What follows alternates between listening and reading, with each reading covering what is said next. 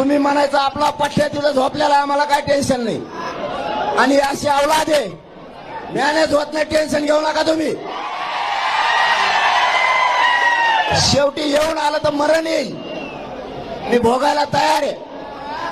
पण तुम्हाला इथून रेल्वेच्या ठिकाणी पार्किंग दिल्यात, 5 रुपयात 10 रुपयात तुम्ही आझाद मैदानावर येता.